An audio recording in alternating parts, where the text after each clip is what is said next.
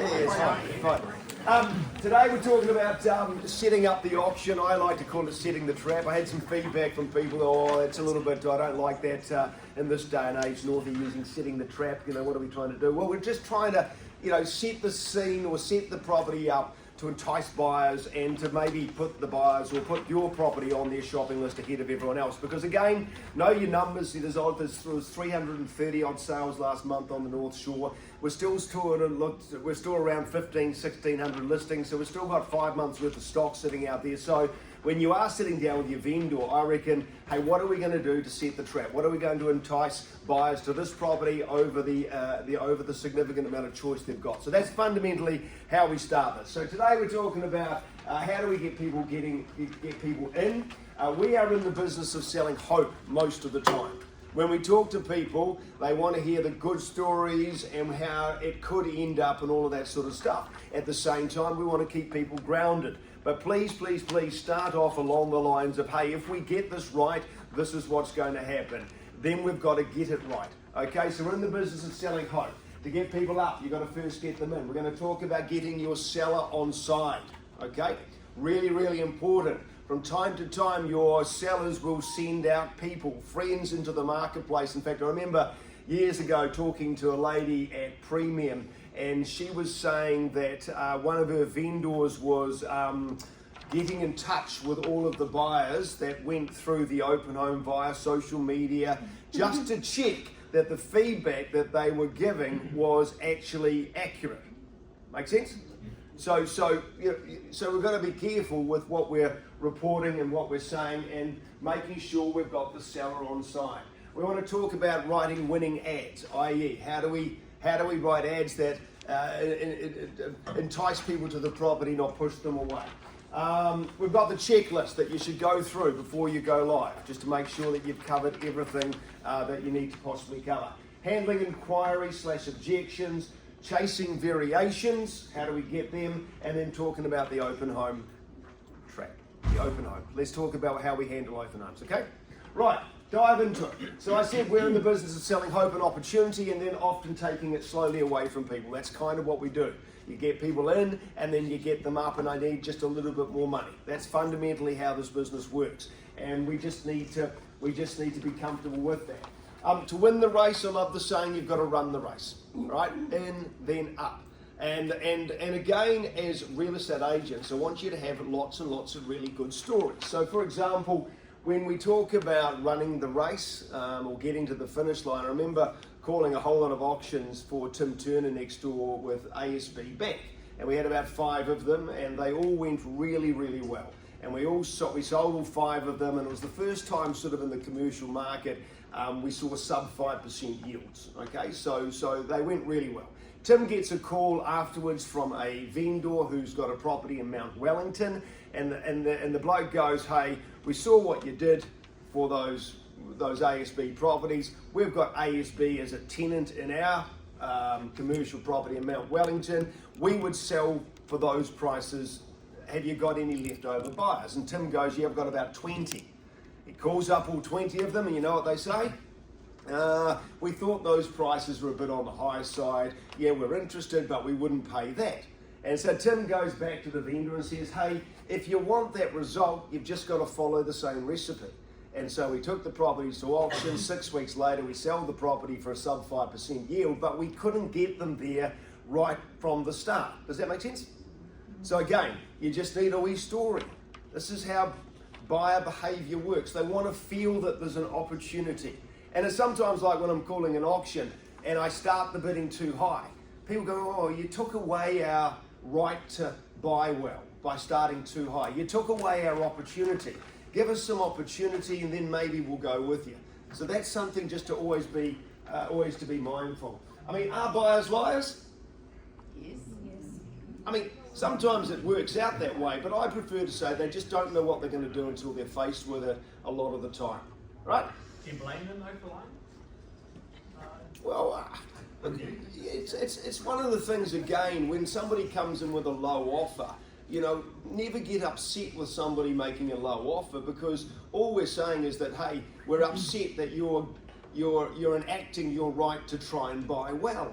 Like, we want them to try and buy well. Okay, you tried to buy well, didn't work. Now what are we going to do? Right? So I don't know. Yeah, I mean, maybe they're liars. It is a bit of a game. Of course, you know, and a game with sellers. Just because we've got a seller that says, I'll never sell below here, I'll never sell below here, I'll never sell below here, and then they do sell below here, does that make them a liar? It's just that they didn't think they were going to do that, but then something changed. And I remember, like, my grandfather years ago, when he sold his property before going into retirement home, they were hoping to get over $600,000 for their property, and the agent was quoting, you need to be better than 600. And they ended up selling at 553 on the day. And I said to him afterwards, Granddad, were you a little bit upset with how your agent handled that particular process? And he goes, no, I was very happy. I said, well, imagine though if the buyers knew that you actually would have sold at 553, how many more buyers you might have had. And he goes, no, I was very happy. We wanted over 600. I was happy for them to tell that. But ironically, by doing that, and sometimes by trying to protect values, we actually do our clients a disservice by pushing people away and losing buyers. So those are just some of the things to be, I guess, mindful of. I have low self-esteem. Does anyone else? Do you know what I mean by that? Yes, I know. You don't, Wanley? Okay, that's good. What I mean by that, I see a lot of people wanting to be liked, okay? And I don't want to upset the buyer, and I don't want to waste their time and all of this sort of stuff, because based on what they're telling us, they're not going to be the buyer for this property. So one of the things about a great auction is it has the most unhappy people. Like for an auction to go really well, and I've got maybe 5 buyers, that implies 4 of them are going to miss out, 4 of them are going to be unhappy. And I've had agents go, oh, I've got 5 buyers for this auction, and they've all spent money on a building report. Wouldn't it have been easier if we just had one building report and they all could have shared it? And I'm thinking, no. You know, we want them all committed. We want them all, buying into the process. One building inspection won't do that.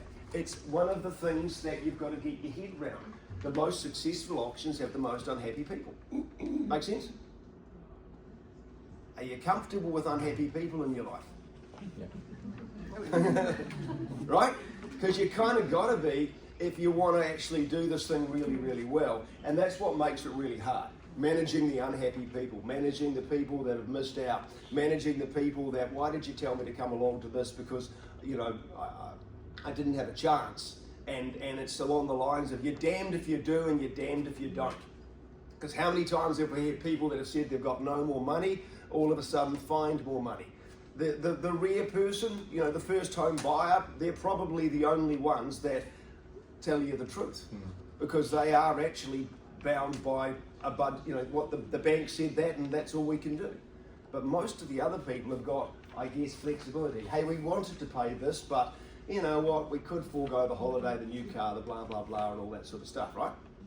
So just be careful with people. Don't always take what they say for face value. Just, oh yeah, okay, cool. Well, based on what you're saying, you know, I don't know if my owner's going to be ripping that offer out of my hands to sign, but hey, they're not doing this for fun. They tell me they want it sold. They're not telling me their bottom price, and maybe that number is their bottom price, but we just got to go through the process to find out.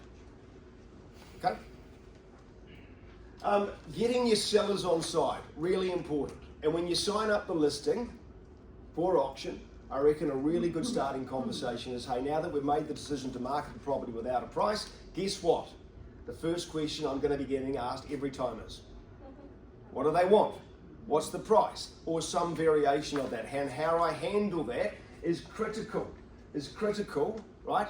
Is critical to how our campaign goes, okay?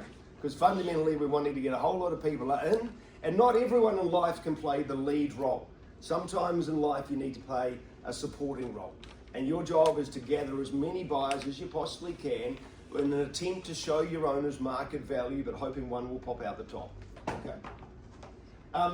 And in order to get to make this work, when I'm sitting with the sellers, I need to say, look, I know you're not in a rush to sell. I know you want top dollar, and I know you don't need to sell. But by crikey, if that's what we tell our buyers, how many buyers do you think we're going to have wanting to transact with us? Okay? Because most buyers, would it be fair to say, want to know that they're working with an owner that wants to sell, is in a little bit of a rush to sell, and doesn't necessarily want top dollar. Okay? Make sense? Does that make sense? And a lot of owners will say, well, no, don't, we don't want to look desperate. And the art in this is, how do we make you look motivated but not desperate? I agree. We don't want to make you look desperate, because you're not desperate, but you are motivated, right? And sometimes when you're talking with buyers, you know, I know I said, you know, you want to get them to engage, but sometimes it's also just to give them a wee bit of a push. Hey, this may not be the property for you, you know. And another thing that I think is really, really interesting when you're talking with buyers, please ask them, is buying at the best price the most important consideration, or are there others? We forget there's usually others, okay? But everyone comes down to the money when we're talking, right? Same with your vendors. Is getting top dollar the most important component or part of this process, or are there other considerations, right? Why are we doing this? Right? We get stuck in this number conversation, okay? In terms of motivated versus, what does a desperate seller look like? Mortgagee sale. Mortgagee sale, yeah. Divorcing, maybe, yeah. I'd say motivated. Depends on the state of the play, I guess. But this is the art you're wanting to do. Making sure that the owner, so the buyers know that you're not doing this for fun, okay? That you are motivated, and you're more than likely to meet the market. Top dollar, you'd love to see it, but it's not your only consideration, okay? In terms of when you get asked what price do the owners want, does anyone have anything that's working really well? Joe, what do you say? I'll give anyone else that I can pick on? Jane, what do you say? We say, well, look, all we can talk about is feedback. We ask what your feedback is. Okay, And cool. then okay, well that's around about when the feedback's coming in. Yep. I do love those whole bottle of wine, win the bottle of bubbles, guess the price, guess what it's going to sell for. Great way of getting feedback. Great way of actually getting, information out of it. And it's just a little simple game, you're gamatizing it. I think it's a really smart way to do it. People don't have to do it if they don't want to, but typically when I've seen agents do it, it works quite well. They get feedback and they sit down with the owners going, oh, let's see what all the people think this thing's going to sell for. Neighbour probably, like this sort of stuff. But it makes it all very real, right? And saves you potentially a whole lot of telephone calls, but I'll come to that in a moment. Because I do want you to make the calls.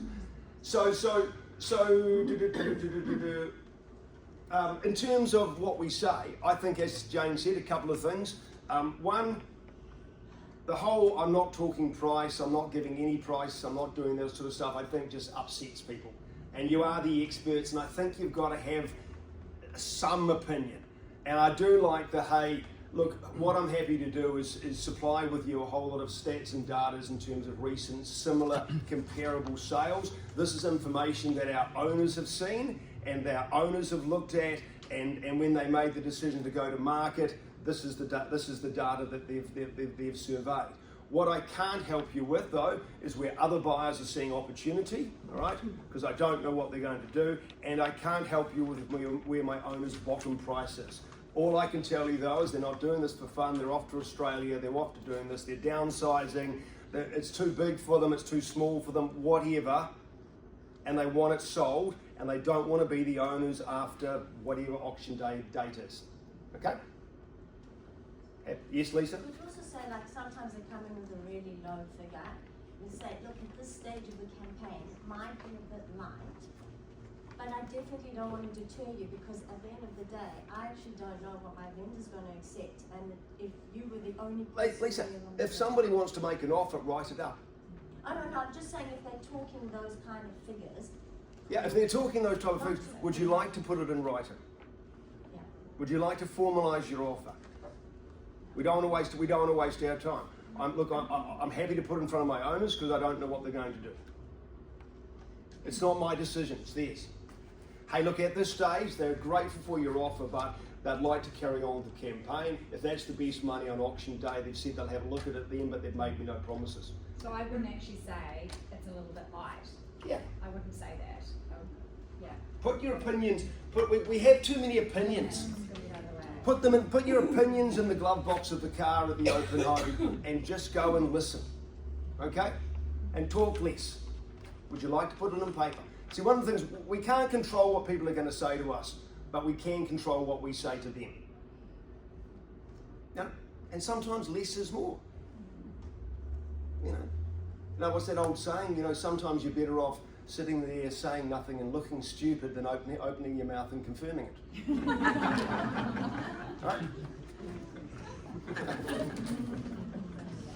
If only I learned that earlier. If only I learned that earlier. Yeah. Handling the high CV. If we've got a high CV? If we think it's a high CV, what are we saying? What are we doing? Are we still in reach if we pitch prices a little bit too low or too high, or is there any talk about? Yeah, you know, we've got to be careful we don't engage in bait advertising. We've got to be careful that we don't infer that you're going to buy this property at this particular level when the owners are miles off. Absolutely. Yeah. And all it is along the lines of kind of damned if I do, damned if I don't. And that's where have a look through the stats. You know, these are the numbers that are the recent comparable sales. I don't know what my owner's bottom price is. I don't know where other buyers are seeing opportunity. But if you're in this sort of ballpark, it's worth you having a look. And you can feed the green by saying that other buyers are pitching it really low. Other buyers are They're pitching it really low. Other buyers see value at 700, houses worth 9 and million. But again, look. Feedback has been. Yeah, that's what I mean. The other buyers see it there, just to try and keep people. Yeah, look, I mean, look, you can, but again, you've got to be careful. Hey, this is what people are telling me. Whether they're telling me the truth or not, I don't know. Yeah. Okay, just be, you know, be careful with it. In terms of handling the high CV, obviously you've got a couple of options. You can run down the path of a disclosed reserve. You know, you can go down that particular path, and again, we've had some stories where that's worked really, really well. The risk, of course, with that is if you are going to disclose the reserve, you've got to really get that reserve at a sharp number, an exciting number, and it's almost like we've got to get the owners down to their lowest price point really early on. But again, a story around it. And look, I had a great auction with, I saw Ming, I think before, but a few months back up in Mairangi Bay. Owners desperately wanted to buy this property. They had a CV at 1.6. They said, we think our CV is too high. Our bottom price is 1,450. We had a conversation with them about setting the reserve and taking a risk and what was their risk threshold, and they set their reserve at 1.4. And they flip-flopped a little bit. It was hard, but at $1.4 million after the first weekend of Open Homes, we get a pre-auction offer at 1.4. Okay? Are we obliged to accept it? No, we're just telling you that's the, so we're not, so we basically said, hey, obviously if that's on auction day, it's on the market and selling, but it's not good enough to stop the auction. They increased their auction offer to 1,450, which was good enough to stop the auction. We called it forward and we managed to find another couple of buyers and we sell it at 1,520. Yes, Joe? You see advertising, advertise ignore CV. Yes. And assuming they've had a conversation with their vendor about putting those words in. Yeah. You know, that can help as well. Quite like ignore CV, yeah, ignore CV, because it can also imply it's too low, right? It can go both ways. Can't it? Yes. Yeah. And again, you know, so the high CV I see is more of a problem than the low CV. And again, the low CV will typically lead to better campaigns. Again, the property in Beachhaven that we sold here for 3,350, CV 1.6. We've got lots of stories around how a low CV, in fact, when the CV is completely irrelevant, to be fair, it actually works. You know, hey, this is going to sell more than the CV. Disregard the CV, whatever. You know, I prefer that as opposed to the owners that go to a council and get their CV increased, which there's a record of it. Like it's relatively easy for buyers who do a little bit of homework to see that it's been doctored, right? Or manipulated, or whatever word you want to use. What if it's like, seems to be like some of the, I guess, what's the word? I've got a property on at the moment, the CV's lower than it probably should be because it's been renovated. But buyers keep saying, well, the CV's really low. And my point is like, well, we can lift it and give you more rates. But the owners don't want to do that. But they keep being like, oh, well, shouldn't it be priced around that? And it's like, obviously, quite a lot lower than. Have you got an asking price on it? Are you doing it by negotiation? How are you selling? It was on asking Yep. after, Yep. and then now we've just gone back to a deadline to go no price. Sure.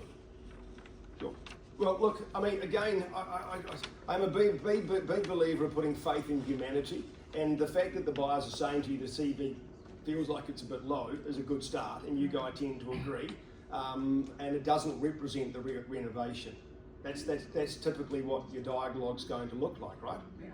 I mean, I went and saw a property in the weekend. It's got a CV of 3.6. The owners, the agent saying, you know, we're encouraging interest from 4.8 upwards.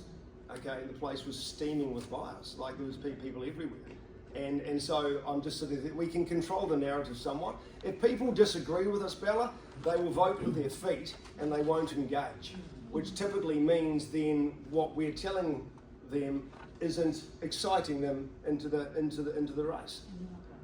Huh? And they're not the right buyer. And possibly not the right buyer. But you I could mean, use or them they to get don't the want to buyer. buy. What's that, sorry? You could use them to get the other buyers to get. I tell you what though, price fixes a lot of problems. You know, and I was sitting with some clients on Friday. They were going to go to auction on Sunday. He's got Parkinson's. He didn't want the stress. He decided to pull it. He's got a CV of 2.2. They've had a couple of people decide that they don't want to proceed. Anyway, we found out on Friday that their selling position was 1980, and it's a great home for that sort of money. And they don't want to go to auction. We don't have a registered buyer. I said, well, okay, let's just put a price on it. Let's pull the auction and put a price on it. We sell it on Saturday for 1980. Like the price was right. You know, so price fixes a lot of issues. So again, you know, that would be an example of probably what we should have done with that. With the benefit of hindsight, we should have put a reserve disclosed at 1980, counteracting the CV at 2.3, and we probably would have had more buyers, and we probably would have got a bit more money. But again, benefit of hindsight, you either win or you learn. So this is a story that you learn from, right? We saw this, we didn't quite get this right with the benefit of hindsight, right? Can you explain just about disclosing a reserve, because that's new to us? Disclosing it. Yeah, disclosing it. So what do you mean? Do you mean that that is disclosed throughout the campaign, Yeah. or at the end, or? Yeah, right from word go. You put it in the. You basically say going to auction, and the heading is disclosed reserve. Okay, of blah blah blah of $1.98 million. Now, there is a more effective way of doing it, i.e., marketing it as a exclusive, with the method of sale being the auction. So it's marketed as an exclusive with the price in there, 1980, and then in the body of the text, you say it's going to auction and the price disclosed is actually the reserve price. That gets more inquiry, but it's some people get a bit upset with it. So my sort of thoughts are, do it. If you get adverse feedback from the public, change it to the, does that make sense? But it just gets to more people because it's got that price on it. It lures them in, and then they see it. Oh, it's going to auction, but we've disclosed the reserve. All right. So it's, as I said, it's just a tactic. If you've got a super realistic seller, maybe you've got a high CV. It's not for everyone, and it's just a nice way of, as I said, dealing with that. Make sense? Talked about the low CV. Oh, I like this. Get your vendor involved, right? Because sometimes when you're saying to them, hey, we've had our first weekend of open homes, the place was looking great, and thank you for that, and love the flowers. Hey, we've just had some feedback that the fence is looking a bit average there. Could you get that painted? And give them jobs so that when they get an offer, they want to get you out of their lives. Right? They're over it, okay? It's like it's smart. But at the same time, it's about keeping them invested, because if it's too easy for them to walk away, if they're not committed, invested, they sometimes do, right? So get them buying into the process as well from your owner's perspective. Hey, I don't have any issues with the whole shock them with honesty, i.e., hey, when we start this, you're probably not going to love it. This is how it's going to work. We're going to get lots and lots of people through your property. I'm going to try and get feedback from them around price. Most of the time, buyers tell me price points that make them happy, i.e., where they're happy to buy. Typically, where a buyer's happy to buy, you'll be unhappy to sell. Make sense? But that's what it'll look like. I'm just giving you the heads up. And look, sometimes they tell us the truth, sometimes they don't. It makes sense? Happy to proceed on that basis, or do you want no price feedback? Typically, if we meet neighbours, they tell us a higher price. Keenest buyers tell us least, and people that don't want to buy it just give we think it'll be a lot around this sort of number. Yeah, Ben? Do you think we should hit them hard week one, or gradually get worse and worse through the campaign? I think you've got to tell them the truth. Okay? But here's the thing. What I mean by that is in terms of getting price feedback, in case the whole premium thing happens, somebody does know your buyer, or they send somebody through and all this sort of stuff. You've got to cover your butt. Cover your butt in this business. So in terms of getting price feedback, g'day Ben, met you in the weekend at an open home. Is there any further interest in the property? Yes, no, maybe, right? Yes, no, maybe. Hey, I'm just curious, I'm doing a report for my vendors. They're really interested in price feedback. The CV's $2 million. Did you see it above or below? But I also think we've got to be careful in if I say, oh, Tina, where do you see value? I see it at 1.8. Would you put 1.8 on paper? Oh, no, I'd only put 1.6. We're all telling our vendors, oh, this person said they'll pay 1.8 or 1.9, but the crux of it is they'll actually only pay 1.6. So you've got to be careful how you provide the feedback. Yep. Because you could overcook it at the very beginning when you shouldn't be. You need, would you pay 1.8? Oh no, I wouldn't. Well, then that's not really feedback. It's not accurate. Yeah. But I don't have an issue with they thought knee-jerk reaction it should be around $1.8 million, but they wouldn't pay it. So that's what you need to say, but they wouldn't pay it. But it's not for them at 1.8, or they wouldn't pay it. Blah blah blah. Make sense? I mean, and look, there's two schools of thought here. Are we interested in the price feedback from people that don't want to buy the property? You can present that both ways. Some people go, oh, it's objective. I sort of go, don't care. You don't want to buy the property. Why do I care what you think? So I can paint that both ways. Yes, Helen? So doesn't that tie in nicely with how it's positioned online? Because the type of buyers that have been attracted on the price pointers and the search engine. So you're going to cover that off? Search ranges, look, on the checklist, which I think is next. Oh no, it's coming. On your checklist, go through everything. What is the homes range? What is the one roof range? What is the CMA range? Okay, go through all of these things. What is our rateable value? Because look, there's never been more information for a buyer to work out what something should be priced at. Okay?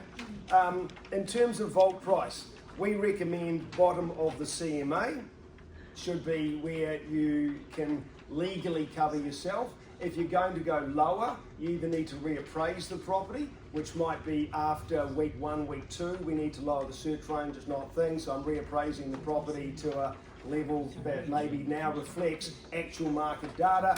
Or if the owners want you to put in a low vault range because they understand how this all works, just get them to give you authorization to do so. In writing. So let's just be clear. Ned Allison saying 20% under is actually not okay. That will get you in trouble with doing a CMA. It has to have, if you appraised a property at 1.5, you can't put it in the system at 1. You just go straight to jail. You might think it's cute, but it's not going to work. Unless you get the owners instructing you to do And it so. has to be in writing. In writing, okay? But then you did put the search range at 1.4. Yeah, but Right, we've got because many you've of our appraised it at agents putting 1.5. 1 million. Yeah, but even if the lower range is 1.5, you put it at 1.4, so anybody in that range sees. Is that Yes. right? Or Yeah. do we have to start at 1.5? No, you can No. start at the lower age. So if Yeah. you've appraised a property between 1.4 and 1.5, you can have 1.4 is fine, but 1 is not fine. Yeah. But this is why also with your appraisal ranges, give them a little bit of, you know, like, hey, if I was appraising something, I would almost have at least a 10%, range. 10%. Yep. Not at, yeah, it has to be 10% or less, I not should- 20%. I should be right or wrong within 10%. I should be. But you know what I mean? But that's fair.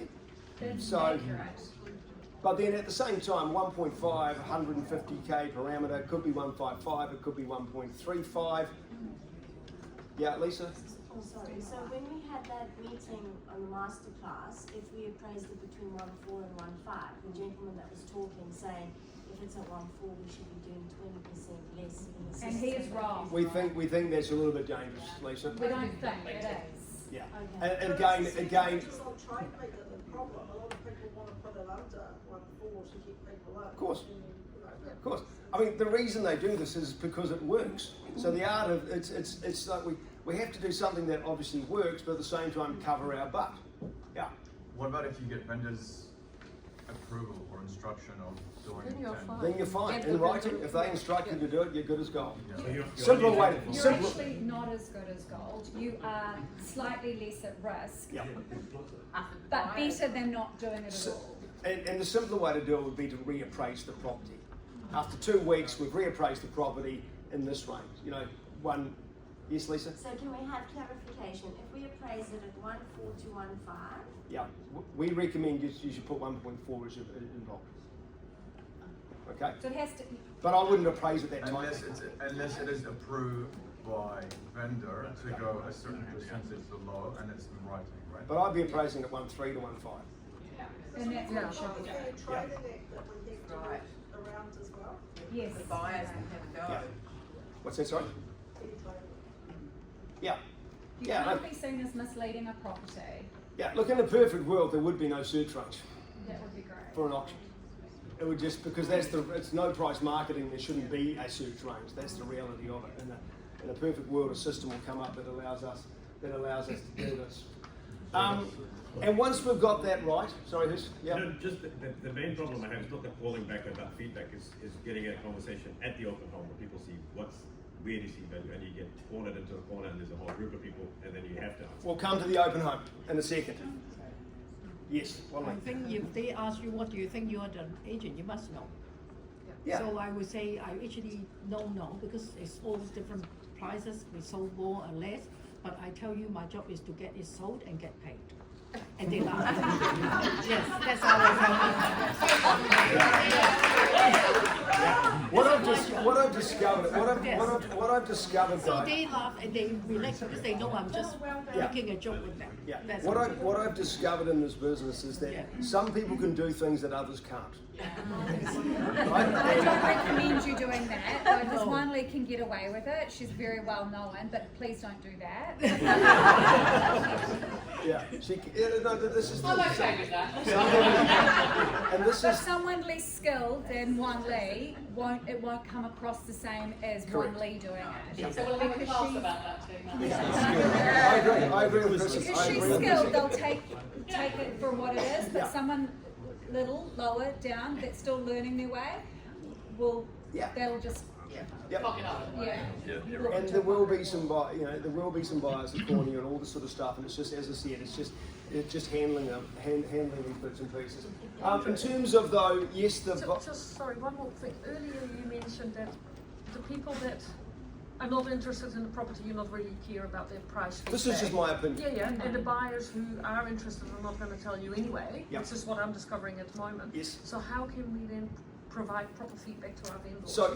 So here's the thing, that I've got a whole lot of feedback from a whole lot of people that don't want to buy your property, and they've talked these sorts of numbers, which we can look at either way. Like I write this in my report, which we can look at either way.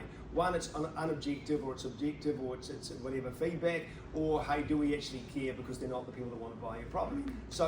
But it's just interesting to see what people sometimes say. Same with the wine thing. Oh, we've got these people think it's going to sell for 1.4. This one thinks 1.6. This one's at 1.2. This is what makes the job so hard, because opinions and personalities and all that sort of stuff come into it. So really, all you can do is just say, look, all I can tell you is I've got no one telling me they'll pay what you want. And no one's going to set a street record at the moment. We're Yeah. working on that. No Yeah. one's going to an auction. And all I know at the moment, none of your buyers are sitting at home with their families saying, we're going to set a new street record and overpay. No one's saying that. They're all saying, do you think we might be able to get it here? What do we get, you know? And at the moment, all you are doing through the entire campaign, see, this is the other problem we make. We're constantly trying to talk buyers up before we've got them in. You know? Stop taking shortcuts. You know? Do you want to put that on paper? You know, as opposed to, oh, you're wasting your time. You know, your owners are paid. Your owners are paid for the inquiry. They deserve to get it. Okay, it's a fast pace, and I get there's a lot to do and all this sort of stuff, and it's hard. But when somebody's talking about making an offer, we should get excited irrespective of the number. Okay. We had a property on the weekend. I won't say the property, and it hasn't quite gone unconditional. But where they purchased it, it's over $400,000 less than where they're selling it at. It's circumstantial. They're bloody happy that they can now move on to their next project, and you can't predict what a vendor will and will not take. So you've got to get out of the way and let them decide. It's their choice. We're there to provide the opportunity for them to sell. So too many of us think that maybe the house is worth more than what we got on the day. But at the end of the day, it's their choice. So we just have to zip it and let them make the choice. Chrissy, if it only happens to you once, and another agent sells it after you for that money, and then you'll never do it. Yeah. That's all it takes. Yep. Is that one time. So Chris said, our business is to give people an opportunity to say yes or no. And get out of the way. And get out of the way. What do you think about this offer, Chrissy? Look, real simple. Does it make your life better or worse? And that's it. That's it. At the end of the day, does it make your life better or worse? Can you move on or not? And we're having these conversations all the time in the negotiation rooms. Yes, Molly? Yes, I think most cases I saw people not doing successful auctioneers, they buy in the value of the owner's value, how much they want Yep. it, and all their own possession. Well, If they think about the price, they always lead out the feedback to buyers, because I asked buyers who came to their house, how do you compare, and they told me. So do you, I don't know at the back, you hear what Wanley said is the reason she sees auctions not work from time to time is because agents buy into owners' expectations. And everyone thinks... Or their own perception, they think how much it worth for the house. Or they think, okay, yeah. Which is one of the reasons why mortgagee sales and deceased estates actually go really well. It's not just because it implies motivation. There's no bloody vendor to get in the way, right? You think about it, deceased estate. You just, they're selling, and we don't get in the way with price opinions, right? So if you said every property that I'm going to take, the vendor doesn't exist, it's a deceased estate, and you handle it accordingly, your success rate would go up considerably. I'm wondering if you have any advice to me. I did an appraisal recently of a property and they weren't happy with the appraisal. Yep. When I looked into it a little bit more, they've had 5 listings over the past 8 years Yep. and no sale. Yep. And I'm kind of thinking that they're just pretty unrealistic Ahead of about the them. market, yeah. Yeah. What would you say to people like that? If you Well, with the appraisal, firstly, when I'm competing for an appraisal, the first thing I'm going to say is that, okay, every agent that you talk to, if you ask them for a logical appraisal, should give you the exact same number, because we're all looking at the exact same numbers. Anyone saying higher is factoring in either emotion, luck, or circumstances of the buyers that might dictate they pay something more. We haven't met your buyer yet, okay? So that's the first thing that I'd say. So everyone that you ask in to do an appraisal, logically speaking, should you give you the same number, because we're all looking at the same numbers. Then it's how do we set a trap to find somebody that might be a bit emotional, that might pay you a 5% premium, or how do we find somebody with a set of circumstances that might pay you a bit more than where the number I'm talking. Does that make sense? Okay? Because what you'll find is that people are putting in high, it's either based on their circumstances, we need to get this much money because we're in the whatever, or we need to get it for a certain reason, or we're emotionally attached and therefore we're placing a higher value on the property. Okay? That would be typically how I handle it. In terms of writing ads, does anyone know what the definition of music is? No? Music can be defined as the space in between the notes, hence the notes is as much hence the space is as much the music as the notes itself. Music can be defined as the space between the notes, hence the space is as much the music as the notes themselves. What does that mean advertising-wise? As you say, Sometimes less is more, yeah. Devil's in the detail. No. The space. Sometimes if you give things space, they stand out more. Whereas what we are often guilty of is just putting so much stuff into everything, right? And what you'll find is that so many of your buyers are making up their mind based on how much stuff we give them. And interestingly enough, I was looking at what's the guy Ollie and the guy Wolves. I was looking at the place they were marketing, no more than 7 photos on this property, top end, and a little blurb, and you have to call them if you want to go further. I saw a property the other day that had 46 photos online. Like, it shouldn't be more than 20. 20 should be your happy. Yeah, I was going to 2025. Yeah. Shoot me now. I've lost attention after 5. Like, it's. That's good going. I know. But then I'm looking at a bedroom and a bathroom and a bedroom and a bedroom and a bedroom and a bedroom and a laundry and like really. I don't know. This is just an opinion. So sometimes, as I said, less is more. Music can be defined as the space in between the notes, hence the space is as much the music as the notes itself. If you don't know how to write good ads, The Truth's a really good place to start. If you don't know how to come up with a good heading, The Truth, why are they selling, is quite a good way. Unlimited Potential did that for a while. They just had a photo when it was doing print media, and then just one sort of quote from the owners as to why they're selling. It's just real simple. In fact, just about every signboard, I reckon, should have. That's all they need to know. They're off to Aussie. They're off to Australia, whatever, Aussie bound or something simple to, again, remind the buyers they're selling. What is in it for the buyer?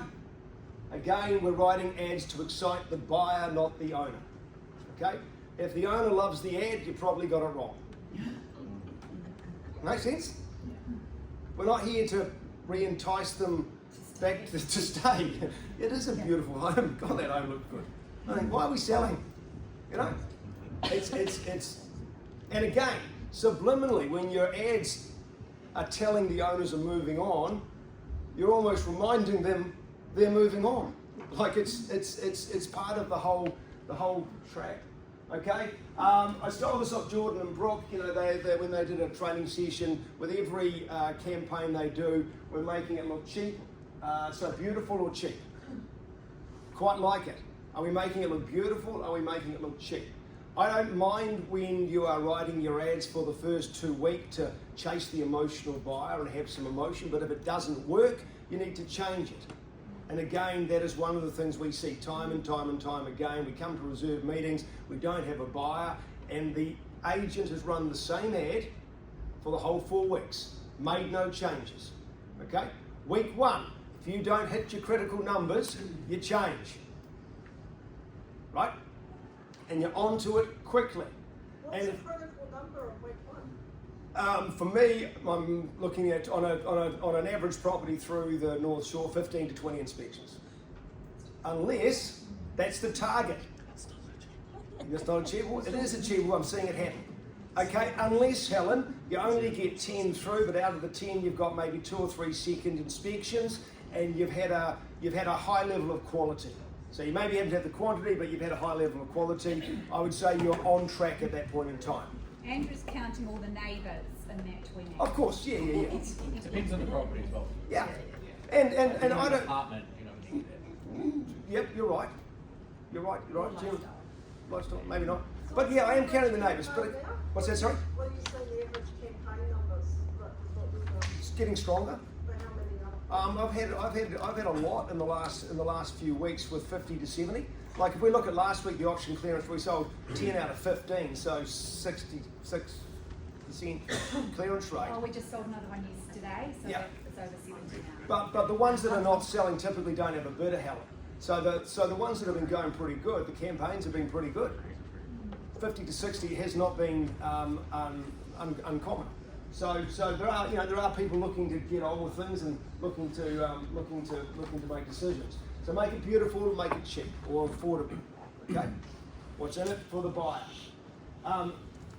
Asking the question. So some John Hill, bless his rest in peace. He used to every heading he would do had a question mark, because he sort of read somewhere that people think when you're asking them a question, they're more likely to consider. Whether it works or not, I don't know, but just play around with some of these things. Does the photo endear you to the property? Have a look through all of your campaigns at the moment, and I take on board what Chrissy said. I like 20, less is more, but go through them and go, does this photo help me sell the property or not? No And- toilets. Yeah. And part laundries. And if you've only got 7 or 8 photos, but they're all compelling and they help sell, fine. We just think that we need to, because the photographer gave us 25, we put them all in. No. And if you're not sure, just ask the person sitting next to you, do you like this photo or not? Does this photo add value to this property or not? If they go, take it out. Okay? I think it is a good idea to identify your target market and try to write an ad that actually is there to resonate with your target market. I just think we are so, bang it out, close to shops, buses and transport, goodbye around the corner here, school zones, whatever. Make sense? All right. We've got the checklist. As I said, we'll get you sent that out in a more sort of readable thing. But again, part of your setting the traps, 3 recent sales to talk about what they've sold for. Okay, what's your hero photo going to be? What are we trying to? Tell me, what do buyers want at the moment? To buy well. Okay, tell me, what sort of house is just going to sell like that? Single level. Weatherboard, brick. Okay, that's good. Hey? Cedar, concrete block. Lifestyle, definitely no flooding. Hey? No flooding. No flooding.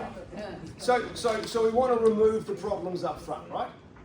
Okay, but typically, if you've got indoor-outdoor flow, right? If you've got modern kitchens and bathrooms, sunny, like so if you don't, Sunny, freehold sites, good school zones. yeah. Right, there's plenty of them, but also just understand that there is a right side of the street and the wrong side. And I was talking to some clients down in Devonport, they didn't know that. They were wondering why the properties on the other side of the street were selling for more. I said, because that's the sunny side of the street. And they were like, well, we've been here for 20 years, we've never even thought about that. I didn't even know that was a thing. And it didn't go that well, to be fair. I said, well, you're lucky because you've got pretty good sun.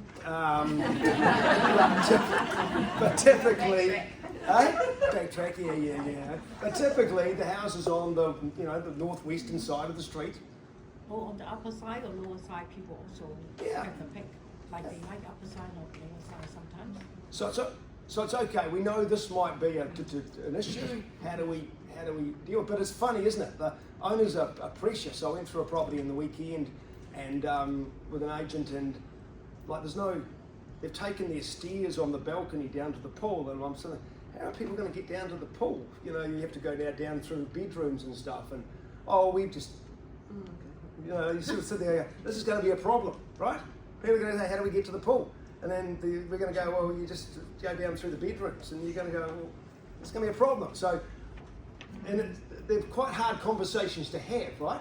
Because people don't, when they've lived in a property for 14 years, they've just dealt with it, and they don't see it as a problem, but it's a problem. So having those sort of conversations up front are, I think, important. Is the limb clean? Is the title clean? Is there unconsented work? Yes, no, all of this sort of stuff, okay? And just get all this information out. When you're appraising a property, sometimes a good place to start is, hey, I've had a look on homes.co.nz or whatever, and they see the value of your property in here. I reckon this is where a lot of buyers are going to go to first. My job, of course, is to get them to a higher level. I'd like to think we can do something better, but front-footing some of these things up front, nice and early. Handling the inquiry, the vendor is paid for the inquiry, they deserve the inspection. That's my take on it. If somebody inquires about the property, our job is to try and get that inspection without misleading them and all this sort of stuff. And as I said, Lisa, just bear in mind, sometimes the buyers will tell you the truth in terms of their budget, sometimes they won't. All right? The art of knowing when to push or when to pull. And don't get me wrong, hey, this home may not be for you, right? That's absolutely fine. Hey, my owner wants to sell on auction day. Just need to let you know they're motivated, not desperate. In fact, you don't actually want to buy off a desperate person because usually what they're selling is rubbish. I find. Desperate. Circumstantial. Is that your only concern or are there others? So when the objection comes in, remember that? Yep. Linda, we're not sure there's enough sun. Is that your only concern or are there others? Oh no, we don't like this third bedroom and this. So what you're saying to me is if we could, well, we can't change some of these things, but what you're saying to me, you might consider this property if the price was right. Right? Where would the price need to be to make for you to compromise? Because here's the thing, the perfect home doesn't exist. Right? There's always something that's not quite right. Okay? And when you're talking to a buyer, hey, if this ticks 6 or 7 boxes, it's probably one that you should consider. Because 10 out of 10 is really hard to find. Handling the price conversation, getting the vendors on side.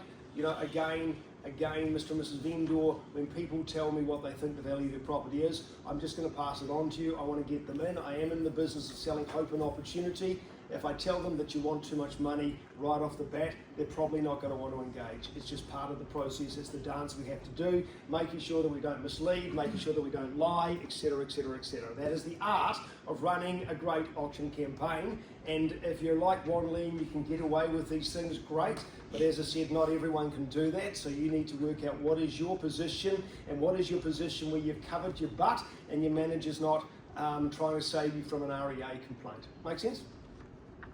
Perfect. Again, reminding of the motivation, top price is not my seller's priority, selling is.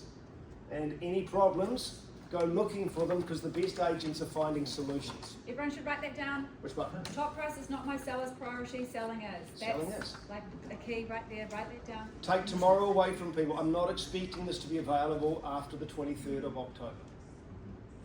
What's that? 23rd is auction day.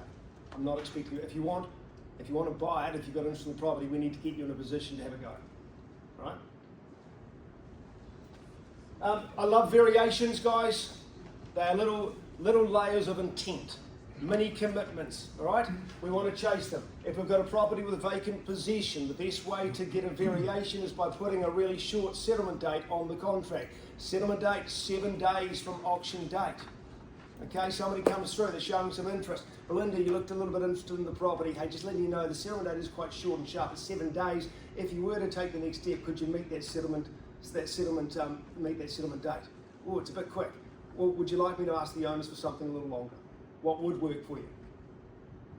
And one of the things with a variation, guys, hey, the variation doesn't mean you have to bid.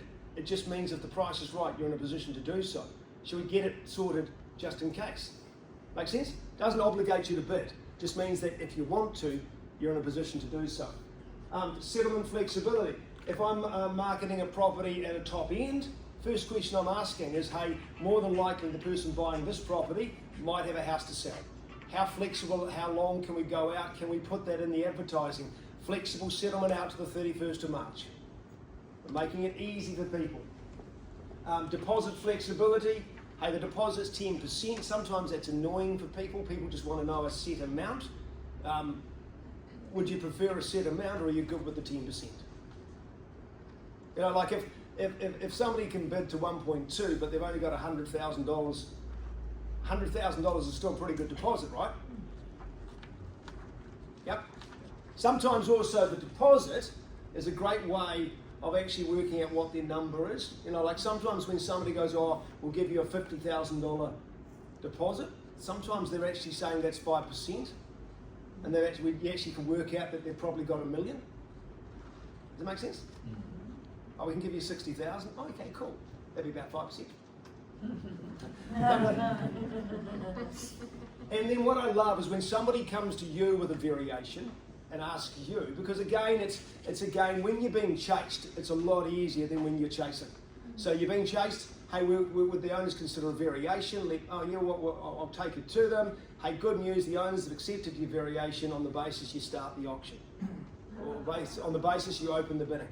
Have fun with the stuff. What do you mean? It's just teasing, but you know, you might as well. Someone's got it, right? Yep. Have fun with the stuff. Okay? You know, again, it's like I was negotiating with somebody last week and they said, oh, you know, they're the highest bidder, they're below the reserve price, and they go, what happens now? And I go, well, look, I'm going to try and get you up to a level that the owners are prepared to accept. Once I've got you to that level, we then go back into the auction room, I'll declare it on the market, I'll try to get somebody else to bid against you and get more money for the owners. They go, what? And I'm like, well, that's how I see this happening. You know, and they're like, whether it's going to happen or I don't know, but we've got to get through the first part. So just say things, have fun with stuff, you know. Excluded chattels, sometimes putting an excluded chattel down is a great way. Spa pool excluded. You know, a lot of buyers go, oh, would they leave the spa pool? It's a great way to start a conversation. Exclude some stuff that would possibly usually be included. Okay? Again, looking for the variation. The open home. I'm a big believer at the open home. Never say anything unless you know the response. So what I mean by that is, do you like the property? Not really. You know, like because you're in a crowd now, you're in a public environment, and think of an open home as a front stage. So are you having appropriate conversations? So what you don't want to be having is backstage conversations, front stage. Yeah. How do you take them away? How do you take them away? Hey, look, it's. I tell you what. This is probably a backstage conversation. Can I give you a call straight after the open home? Right? I'll give you a call straight after the open home. This feels like a backstage conversation. I don't think I'm being rude in that place. They've come to my open home. Hey, you're here now. Have a look around. If you like it, I'll give you a quick call after the open home. I think you can be a little bit rude if you've got some obnoxious purchases in a property. We had one recently. Happened to be another agent. She was trying to buy for herself, and she actually put the property down in front of 8 other people in the open home. Yeah. And my agent wasn't as confident to say, but I would have said, hey, look, I don't think your comments are quite appropriate. I've got a busy open home. Would you like me to give you a call after the open home? I would shut it down straight away. Yeah. I just don't want them to hate you, because the minute they pissed off with you, they're not going to talk to you. No, you can shut it down nicely as well. You can shut it down just go nicely. like, oh, But you can Chrissy, say, it sounds like you really like the property. You should talk offline because there's all these other people that yeah, are buyers around. this was like really obnoxious in front of a lot of people. You can just push back a little bit because it can affect your campaign. Yeah, and everyone's response. See, I'm more along the lines of someone's talking you down. I'm just going to go, shall we blow it up? You know, shall we just blow it up? But this is just my. I don't have an issue with this. Hey, it's not a, you know. But again, if you've got an agent that's wanting to bring buyers to a property, they call you up as they're meant to do, saying, "Hey, you say, Chrissy, absolutely fine. I just have one request. When you come through, please, no comments. Okay, open home, quiet time. Right? Or Whatever. ask them to go for Put a sign. Yeah.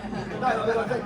Would you organise for a private viewing with them? What's that, sorry? Organise a private But she viewing. didn't know that this buyer was going to be obstructive until the buyer got there and started to be really loud in front of 8 other buyers. Oh, Was it an agent looking to buy it for so you themselves? have to tell. The agent was looking at buying it for that's themselves. fair. But she What sold it. agent? No, a Ray White agent. Guys. I don't Not surprised me. try and ask the agents if they're coming through the open home to make sure they've looked at the paperwork and they can discuss the paperwork and any disclosures with their clients, because most people don't, and then they come and then you know, they don't know anything about the property. I sort of think if you're taking a buyer, and everyone knows I take buyers, I always like to check before I go what I know and what I don't, so that then I look like the expert in front of my buyer. You know? Yeah. No, but I think these are all these common courtesies. If we're taking buyers through colleagues' open homes, we shouldn't be making comments front stage and doing anything to not sabotage, if that's the right word, but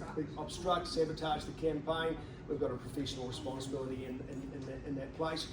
Yeah, look, that is one of the things though, buyers do have that ability to, and sometimes maybe you've got to, I mean the quick call is, it's like at an auction, when anyone says, oh Mr. Auctioneer, can you confirm that there's a problem with the whatever, or has everyone been told about the problem bits and pieces, and you say, whatever, yes it has, it's been disclosed to everyone, you've got some interest in the property, would you like to open the bidding? As soon as you get them to bid, everyone goes, it's just a, it was just a ploy, right?